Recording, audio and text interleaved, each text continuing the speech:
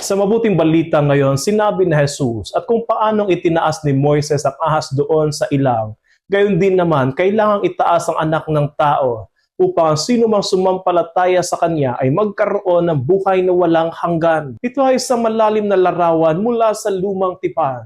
Noong ang mga Israelita ay tinuklaw ng ahas, ang utos ng Diyos ay simple, tumingin sa ahas na itinaas at sila ay gagaling. Kung papansinin natin, hindi gamot ang iniutos ng Diyos, hindi paliwanag, hindi komplikadong solusyon, kundi isang simpleng pagtingin, isang pagtitiwala sa salita ng Diyos. Ganito rin ang sinasabi ni Jesus tungkol sa kanyang sarili, na siya ay itataas sa krus at ang sino mang tumingin sa kanya ng may pananampalataya ay magkakaroon ng buhay. Itinuturo sa atin ng mabuting balita na ang kaligtasan ay nagsisimula sa ating pagtingin kay Kristo, hindi sa ating mga sarili, hindi sa ating mga problema, hindi sa ating mga takot, kundi sa Kanya. Kapag tayo ay nasasaktan, kapag tayo ay nalulunod sa kasalanan o nawawala ng pag-asa, madalas nakatuon ang ating mga mata sa ating mga sugat.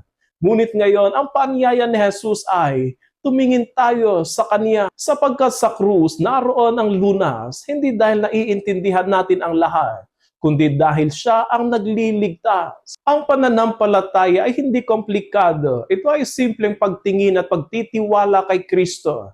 At sa pagtingin iyon, nagbabago ang lahat. Kapag tumingin tayo sa Kanya, may pag-asa. Kapag tumingin tayo sa Kanya, may kagalingan. Kapag tumingin tayo sa Kanya, may buhay na walang hanggan. Kaya sa gitna ng lahat ng ating pinagdadaanan, huwag tayong matakot. Tumingin tayo kay Kristo na itinaas sa krus, sapagkat sa Kanya matatagpuan natin ang tunay na kagalingan at kaligtasan.